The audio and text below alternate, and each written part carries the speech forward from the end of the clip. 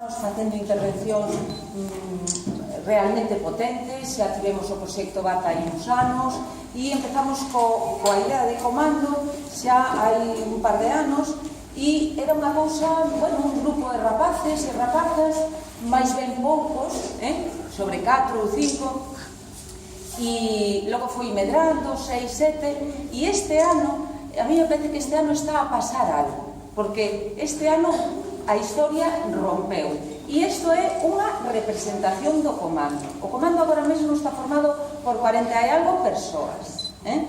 Que ten o comando?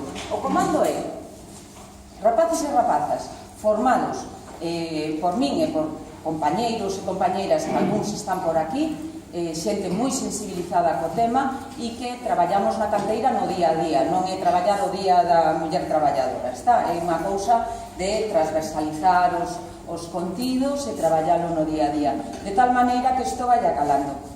Agora, cando falen de ledes, que non é algo, non son leccións aprendidas, son cousas interiorizadas, dixeridas, debatidas. Ides ver incluso o mellor alguén lle apetece confesar, non? Como o mellor, pois, rapaces, por exemplo, que con esas masculinidades tan hexemónicas que moitas veces nas aulas, pois, rifaban, bueno, por aí me ven entrando un que moitas veces Dudi, pasa pa aquí. Dudi é dos exalumnos que me deu moito a vara, e aquí ven, agora xa é psicólogo e aquí temos o alumnado en activo e alumnado exalumnos que lle estamos a chamar as vellas glorias, que xa son profesionais e dende os seus campos son colaboradores co comando a través das redes sociais, a través das charlas que veñen dar o instituto, etcétera, etcétera. Porque cada un, neste caso temos como vellas glorias, vos quero presentar a Belén, que é traballadora social, a Irene, que é sanitaria, a Rubén, que é empresario, e a Ludi, Eduardo, que é psicólogo. Cada un deles e delas traballa no seu campo, pero incorporando a perspectiva de xénero e esas políticas de igualdade que todos e todas temos que ver no que facemos. Decirvos que estamos aquí porque hubo certa polémica de por que viñamos a un partido político, a un grupo, a unha agrupación, e queremos decirlo claro que o comando vai onde nos levan, onde nos chaman, vale? Habitualmente, e vos decía que é a primeira vez que traballamos con público adulto, normalmente traballamos con institutos, nos chaman, bueno, no noso instituto o temos machacado, porque o comando entra, irrumpe nas aulas e empeza a falar, e, bueno, imaginarnos chegar a un grupiño de primeiro da ESO e chega toda esta tropa, máis todos os que non están aquí. Que pasa? Que o vode ser moitos e que hoxe, por exemplo, toda a xente de segundo de BAC está, moitos deles e moitas teñen exames mañá, entón non poden estar, pero ao sermos tantos, pois tamén podemos tirar uns dos outros e non sempre estar os mesmos. Todos e todas elas teñen a formación prácticamente igual, porque foron pasando polos mesmos cursos. Bueno, hai xente que está en cursos máis baixos e outra en cursos máis altos, pero a formación é máis ou menos semellante, pero cada quen elixe un pouco o que vos quere contar hoxe, vale? Entón, como somos moitos, moitas, e hai pouco tempo, lle vou dar entrada para que empecen a contarnos, e o que si queremos é que o comando actúa con este punto moi dinámico. Todo mundo que queira preguntar, parar, aquí estamos para eso, vale? Entón, chicos, chicas, pasade pa diante, e vamos, outra das cousas que vos quería comentar é que aparte de ver a toda esta xente hoxe aquí, tedes todas as redes sociais teñen presencia do comando da igualdade, vale? Aquí nesta pizarrita, @comando igualdade, en Facebook, Twitter, Instagram, vale? Se pode poner aí abaixo, vale? Aí abaixo para que non tape a xente, se non, sodes moitos, isto se nos tapa. Bueno, pois nada, vamos entón a empezar a pensar, Rubén, vosotros falante tamén, vamos a empezar a pensar como nos vamos a plantexar todo este tema tan candente e tan urxente de pensar a masculinidade, ou, o que sería máis correcto, as masculinidades, vale? Cando queirades, empezamos, venga. Bueno, comenzaremos falando de, bueno, o que facemos, xa comentou un pouco, imos polas clases do noso instituto, de momento, falando sobre o que é o feminismo, porque hai moita desinformación, sobre os peligros do machismo, que os micromachismos, que son facciones do machismo, pero que temos tan interiorizadas que non nos damos conta cando os usamos, hasta a persoa máis feminista as usa, sen darse conta. Falamos tamén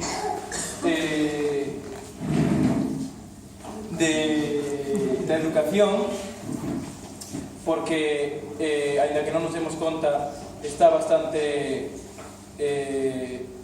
hegemonizada ainda para os homes, porque, sen darnos conta, se siguen enseñando moitos valores do patriarcado, sobre todo na televisión. Todos os días se poden observar en moitos programas como ainda hoxe en día se usa o que falábamos Hay una cosa muy importante hablar del micromachismo, y es que el problema del micromachismo es que no se ve. Es precisamente el problema que hay. Tú ves una violación y puedes decir que eso es violencia, que es machismo y que tiene muchísimas facetas, pero lo importante del micromachismo es precisamente eso, que no es tan fácil de ver, y aunque lo veas, ¿qué puedes hacer? ¿Denunciar? Es difícil denunciar algo como el micromachismo, porque no hay una ley que diga que eso está mal, sino que somos nosotros los que tenemos que decir que eso está mal, ¿no? Y si tú ves un cartel en el que aparece una madre con su hijo, ¿no?, en una señal de tráfico, en la que aparece que indica que es un colegio, y ves a una madre y no ves a un padre, eso es micromachismo, eso es machismo, eso es algo que está oculto, que no se ve tan fácilmente y que a veces ni siquiera nos damos cuenta. Vamos por la calle conduciendo, vemos un cartel o una señal y vemos una madre y una hija, y eso lo vemos como normal, lo vemos como algo establecido, pero realmente no es algo normal. Lo normal sería que también hubiesen padres, también hubiesen hombres, porque los hombres también son padres, también forman parte de la familia. Y ese es el problema, que muchas veces pensamos que solo las madres no tienen que preocuparse de sus hijos, y que el padre, por históricamente, que se le ha puesto como el que está en casa, que está siempre trabajando y que lleva dinero, está siempre más ausente en ese proceso de materialización, o sea, el proceso de crianza del hijo, ¿no? Y de ahí que la mujer se vea más como madre que como mujer, ¿no?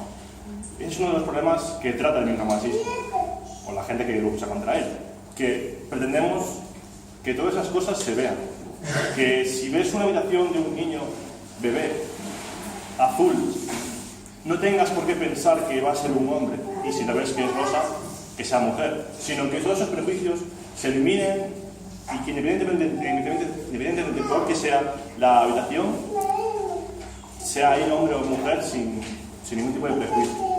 Por eso creo que es importante este tema.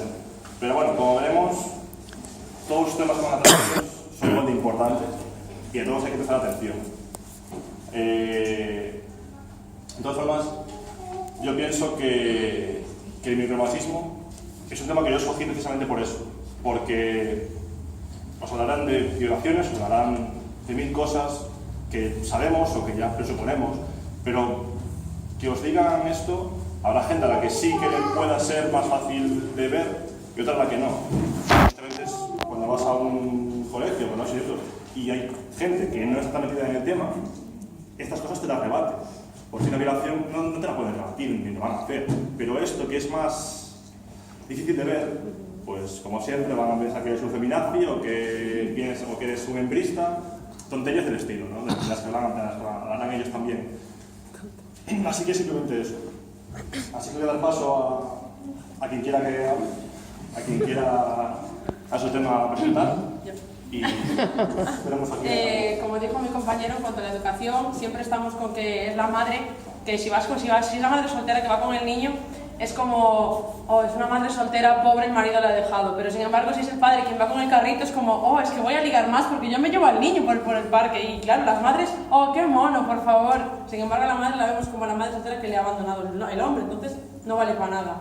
Y luego, en cuanto a los colores que dijo de las habitaciones, no sé si os des cuenta, los libros de Navidad, cuando le damos el libro al niño para que ella elija el regalo, siempre es la parte rosa para las niñas, con sus vestidos de princesa y sus disfraces, que no pensamos que si el niño se quiere disfrazar de Elsa de Frozen no puede. ¿Por qué? Porque es de niña, y si vas ya al colegio, los niños le van a estar en plan de, oh, eres una princesita, eres una niña ahora. Y eso también es en parte por la educación que le han dado sus padres a ese niño.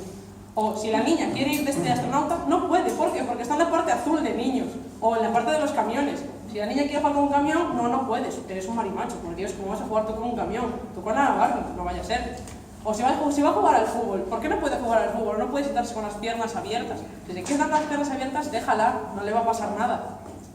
Y al igual que eso, como dijo él, pintar la habitación del bebé antes de nacer. Antes de nacer ya le ponemos el azul para el niño o el verde o así, pero a la niña rosas, lilas, igual de casualidad un verde, pero que no falta algo rosa. No vaya a ser que la niña con el rosa no vaya a ser niña. También los juguetes. Los juguetes al nacer te damos para ti el sonajerito rosa y el mordedor rosa. ¿Por qué? Si lo llevas azul, cuidado que en la guardería te va a confundir con un niño. Y una cosa más, la música también es algo muy importante. Yo muchas veces escucho que el reggaetón es machista y estoy tratando de escucharlo, y sí es machista, evidentemente es machista. El reggaetón tiene una letra que no es precisamente feminista, pero es que no solamente el reggaetón, hay un montón de canciones, de géneros que también apoyan ese tipo de dinámicas sin tenerla tan explícitamente, o sea, sin ser tan claro, ¿no? A veces está más dentro de la letra que tan claro como el reggaetón, porque el reggaetón es obvio, pero hay otras canciones que fomentan pues, el amor romántico, el amor entre hombre y mujer, que siempre tiene que ser así, y siempre tiene que ser la mujer la que espera el título azul. Y no es tan fácil de verlo como el reggaetón, que es... hasta está ahí, es obvio que está ahí. Y en cuanto a, también se me olvidó, en cuanto al colegio, los niños pequeños siempre la guardería, lo que es la guardería, los primeros años de la escuela, 3, 5, 4 años, hay muy pocos profesores hombres, o yo por lo menos nunca tuve un profesor hombre, el de gimnasia, ya. Porque el resto es, la que te enseña a leer y la que te enseña a escribir es una profesora, porque siempre relacionamos el cuidar a los niños, el enseñar a los niños sus primeros años con la mujer, con la madre, porque el padre está fuera trabajando, por ejemplo. Entonces el niño, si es un niño hombre, no tiene esa figura masculina en casa. Entonces lo ve en la televisión, lo ve en los libros, en las películas. Entonces es como, ay, el macho que siempre tiene sus músculos, que siempre va a salvar a la mujer, es el héroe de las películas y de todo. ¿Por qué no puede ser una mujer el héroe? Perdón. Voy a interrumpir. En base a lo que Entra que se te vea, Irene. En base a lo que dijiste, ¿no? De niños, de que se cuidan las mujeres, las madres. Por la parte que me toca, trabajo con personas mayores. Somos todo mujeres. Porque también, no es solo niño, no, es que le cuida la mamá. No, es que las mujeres estamos como figura cuidadora de niños, de ancianos, de todo. O sea, para que me entiendas, ¿vale? O sea, yo trabajo en una empresa que somos, no sé ahora, sobre 10 y algo, un hombre. O sea, baños, yo soy auxiliar de enfermería, los baños, el tal, todo mujeres. Un hombre ir a limpiar a una mujer es como, ni de broma. Yo entiendo que muchas personas mayores tengan pudor, eso me pasó muchas veces en el hospital. No, un hombre no, respetable, son personas mayores. Pero que una empresa no coja a hombres, porque es que ellos no son tan varios como las mujeres. Te quiero decir, si es que no, perdón, que no solo a los niños, ¿vale? Que a las personas mayores también se ve estos casos.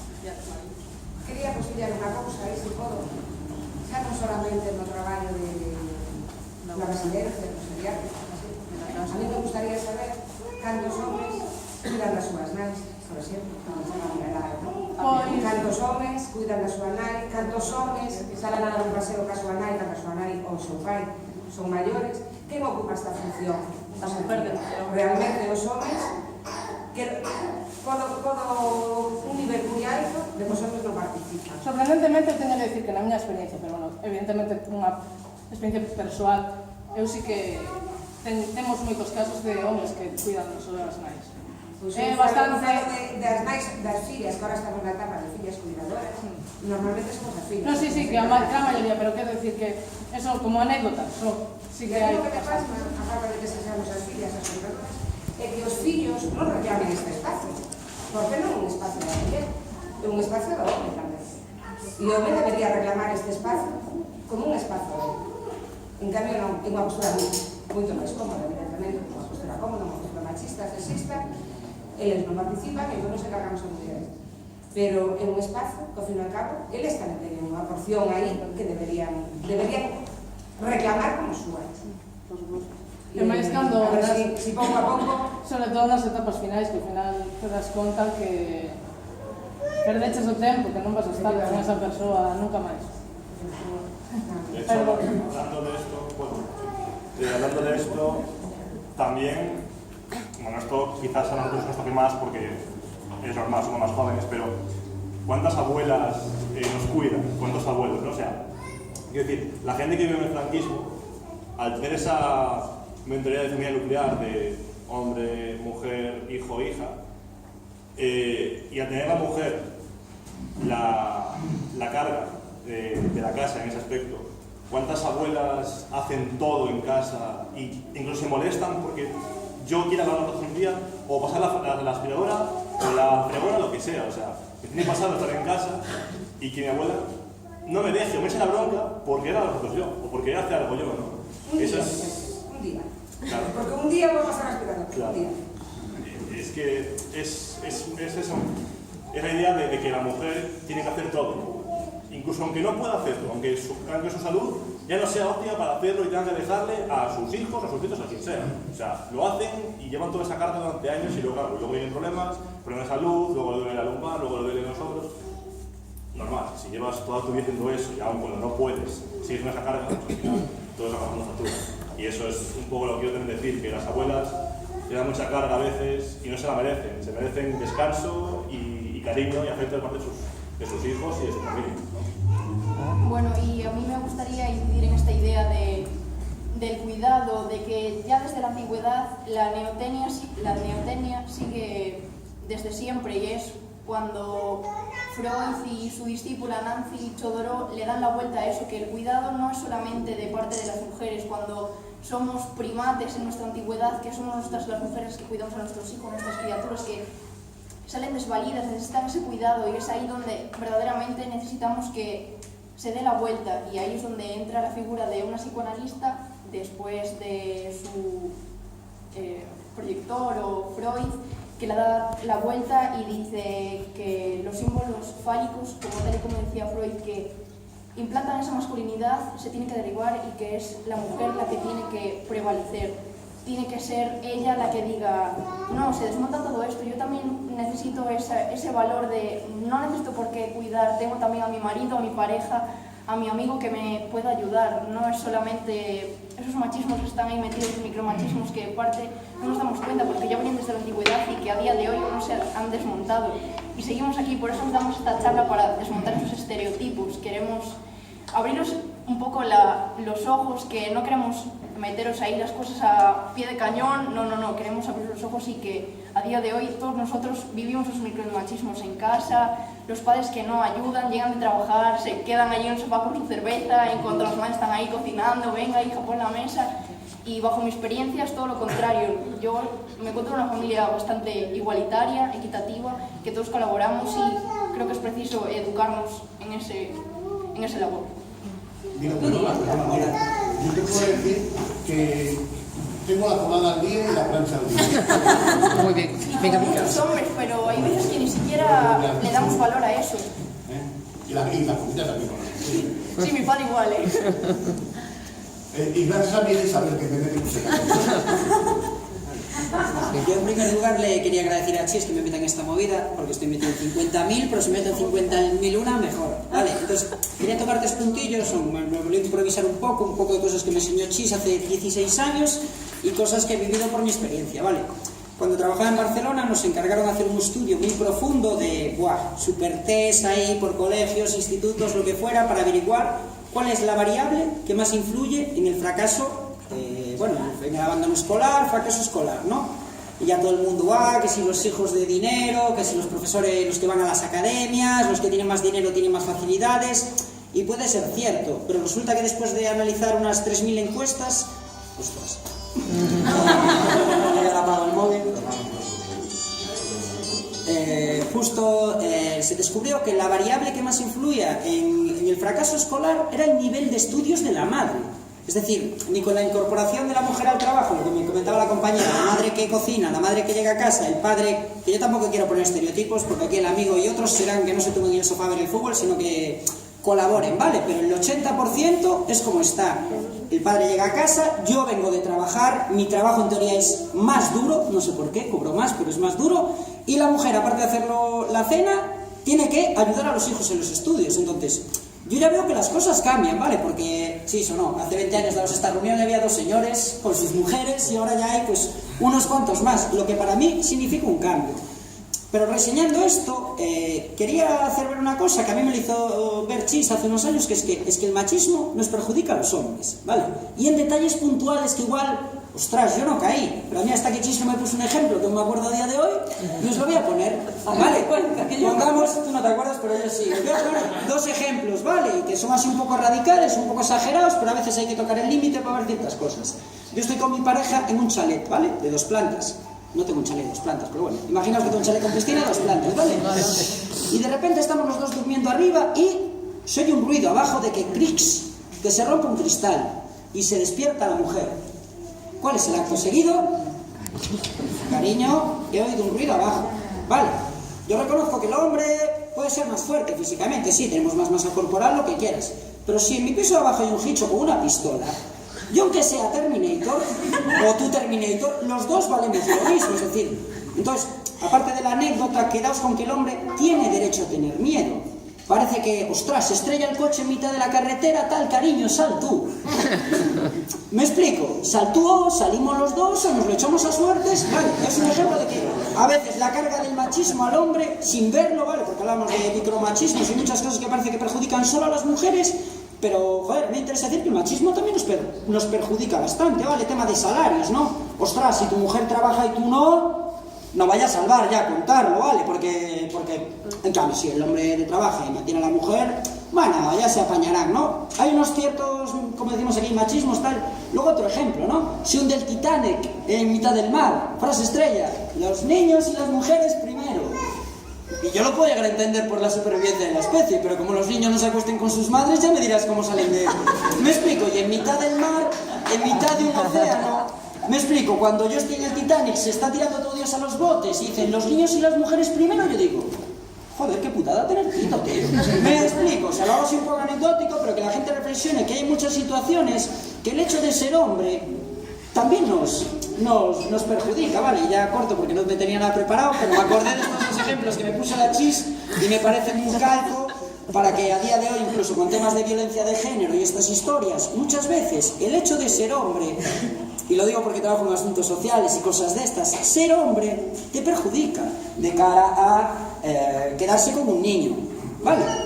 Siempre le van a dar tema de abogados la preferencia a la madre. ¿Por qué? Porque resulta que hay variables que indican que la tasa de estudios es por nivel de estudios de la madre. Entonces, sí que hay muchas cosas que van a ir a favor de la madre, pero si sois los 2 padres 50-50 igual de buenos, lo más probable es que vaya para la madre. Y nada, ya corto aquí, que no quiero comer más tiempo al resto del comando, pero que reflexionemos muchas veces que dentro de las masculinidades del feminismo, nosotros también perdemos. Vale, chicos, lo digo para que eso, nada más. Bueno, yo quiero hablar sobre, queremos decir, hablar sobre la violencia que padecen las mujeres, pero también los hombres, como dice él, porque sobre todo cuando no cumplen lo socialmente esperado. Bueno, nosotros aprendemos un papel en la vida de ser mujer o ser hombre, pero ¿por qué no cambiar ese papel, o sea, desaprenderlo y tener uno nuevo que sea más libre y más personal? Porque, por ejemplo, lo que decía es, los hombres también sufren por el machismo que se vive. Bueno, eso era un inciso. Ahora voy a hablar sobre... Vale, cuando pensamos sobre masculinidad, pensamos en violencia, en crueldad, porque la mayoría de delitos violentos son cometidos por hombres. Pero si hablamos sobre la violencia ejercida, o sea, de los hombres ejercida sobre las mujeres, hay datos escalofriantes. O sea, maltratos, abuso sexual en el trabajo, abuso a niños pequeños y niñas. Tan de moda el bingo. Mutilaciones genitales. Hay datos de la Organización de las Naciones Unidas que, bueno, aparte de que hay 110 millones de mujeres y niñas que ya fueron mutiladas a lo largo de la vida, pues también cada año hay 2 millones que lo siguen sufriendo. En los países industrializados también el trabajo, o sea, el salario es entre el 30 y el 40% menos en mujeres. También, de cada 3 mujeres, una es agredida físicamente. Cada 8 segundos, una mujer es maltratada físicamente. De cada 3 mujeres, una recibe malos tratos. Una de cada 6 mujeres sufre una violación en su vida. Y es que en ninguna sociedad en el mundo no hay una igualdad entre mujeres y hombres aún, en ninguna. Y aún faltan 400 años para alcanzar la igualdad salarial en el trabajo. 400 años. Al plantearnos la causa de toda esta agresividad, ¿cuál es la causa de toda esta agresividad? Pues la causa es la desigualdad. La desigualdad que vivimos, porque en la sociedad patriarcal que vivimos se nos enseñan unos estereotipos, unos roles de género, el femenino y el masculino. A eso es a lo que se le llama la dictadura de género. ¿Qué os va a hablar? Bueno, la dictadura de género. Parece que ya estamos bastante metidos en el tema, pero es que hay algo que parece tan obvio que sabemos todos, pero es que a la vez no. ¿Por qué cuando vemos a una niña jugando al fútbol, que parece ser que, parece que ahora cada vez menos, de hecho mi hermano juega al fútbol y no pasa nada, pero parece que se ve vista como un machote, un machón ahí? Cuando un niño no juega al fútbol es visto como, ¿y este qué hace con las niñas todo el rato? Puede que sea un poco mariquita. O sea, es el insulto más utilizado ahora, que incluso mis hermanas, 2017, me dicen que se sigue llamando a las niñas mariquitas. Y esto es porque desde pequeños, desde que nosotros estamos en el vientre de nuestra madre, bueno, que ya me hablaré antes de esto, pero desde que estamos en el vientre de nuestra madre, es como que los padres ya nos asignan un papel que pensarán, bueno, ojalá tenga un hijo y sea jugador de fútbol, me voy a pintar la habitación de azul porque es normal, la habitación de rosas y es una chica.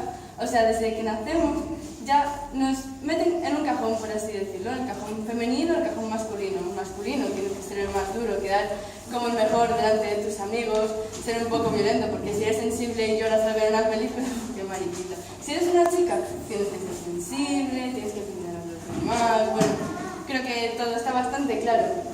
Pero claro, si nos intentamos salir del cajón, todos sabemos que el género es una construcción social realmente.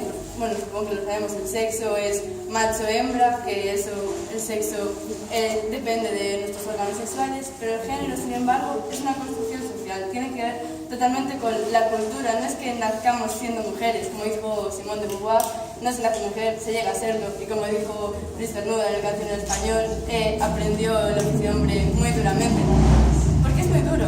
Nosotros no nacemos pensando que queremos ser una princesita, no nacemos pensando vamos a cuidar a los demás. Los hombres no nacen pensando, obviamente, voy a pegar a este porque me hizo X cosa. No, desde pequeños, desde lo que vemos en la tele, lo que nos dicen incluso nuestros padres sin darse cuenta, nos meten en un cajón. Cajón masculino, cajón femenino, género masculino, género femenino. Si intentamos salir del cajón, seremos criticados duramente. Y en todo esto entran pues, las diferentes cualidades como las cambiantes, y el hecho, hablando ya más de la masculinidad, pues lo que sufren los chicos, por ejemplo, porque no pueden expresar sus sentimientos. Y no sé si alguien nos va a hablar de los sentimientos en los hombres. Quiero decir una cosa con referencia a lo que dijiste, lo del fútbol y tal, ¿sabes? De hecho, eso del tema del fútbol pasaba en mi colegio, en mi colegio. Que había un chaval pues, que se quiso por ahí y no le apetecía jugar al fútbol. Es decir, cuando había recreo, la gente iba a jugar al fútbol, los chavales iban a jugar al fútbol y a él no le apetecía. A mí tampoco, yo porque soy un poco cojo, pero bueno, eso es otra cosa. A él no le apetecía ir a jugar al fútbol. Y si no con las chavalas a jugar, de lo que fuera. Y siempre había ese tema en clase de que si era maricón, de que si jugaban con las chicas, pues igual le gustaba algún tío, tal. Y yo lo veo absurdo, o sea, que te guste el fútbol o no implica que seas más hombre, más mujer o lo que sea. O sea, si te gusta el fútbol, te gusta el deporte. No tienes por qué tener nada en particular para que te guste, ¿no? A mí tampoco me gustaba y no pasaba nada. Pero además ya era con 10 años o con 8, o sea, desde pequeños, fijaos que es maricón o le gustan... Es una estupidez. No podemos decir que alguien es algo porque no le gusta el fútbol o porque no le guste jugar a baloncesto. Es una estupidez. Una preguntilla sobre eso que estás diciendo ahora. ¿En qué franja de edad pensáis que franja de edad é a que máis critica eses actos que ti estás diciendo? Como que Mayor, a xente que abasodes cueres entre vos, más la gente, también los padres, porque por ejemplo yo se jugaba al fútbol desde los 5 años y bueno, desde los 3, es decir, desde los 3 años he jugado al fútbol y en los recreos yo en vez de irme a saltar a la comba a jugar a mamás y a papás con mis amigas, yo me iba con los niños a jugar al fútbol.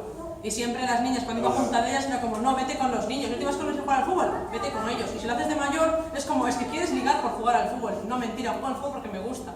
Y las madres es como, te ven como a la amiga que juega al fútbol, que siempre va en chándal. Mentira, yo nunca voy en chándal. Sí, iba en chándal, pero cuando tenía que ir a jugar. No toda mi vida voy en chándal. Aunque vayas. Y aunque vayas en chándal, solamente, pero era como, la niña que va en chándal, que juega al fútbol, no te juntes con ella, tú a baile. Bueno, la cosa empezas o día que naces. Exactamente. Se es una rapaza, te preguntan os pais se lle facemos o burato para os pendentes. Se é un rapaz non te preguntan iso. Exacto. Sí, y cuando naces, incluso antes de nacer ya hay desigualdad. Ya te Cuando dijeron estás en la que barriga, eres niña. cuando estás en la barriga ya te preguntan, ay, ¿qué va a ser, niño o niña? Vale, si es niño, se las va a ligar a todas. Es que así. Y si es niño, ay, qué bueno, va a ser súper guapo, vale, voy a vestir con los mejores vestidos de princesa. Y si se meten una escopeta, ¿no? Escuchaste nunca te hacen una escopeta cargada. Sí. Y yo quería intervenir una Te voy a cortar las piernas. Perdón. En cuanto a deporte, bueno, lo que decías, machista, machista, por Dios. Macholo de toda la vida, aquí soy, por todo el mundo me llamaba. Yo hago boxeo y muchos hablan del fútbol, pero no os quiero contar en el boxeo. O sea, mis abuelas, ay hija, ¿qué te van a dejar esa cara con la cara tan bonita que tienes en la nariz? Te la van a retorcer. Ay, y las manos, las veis. Las manos tan bonitas, las está reventando todas, los muslitos. Bueno, o sea, hablo del fútbol, es el deporte estrella, pero en el boxeo, deporte de contacto y tal, es una auténtica barbaridad la desigualdad y sobre todo esa conciencia de, ay, con lo pequeñita que eres, si eres tan menudita y te van a meter y te van a destrozar la cara. Me la destrozo. Pero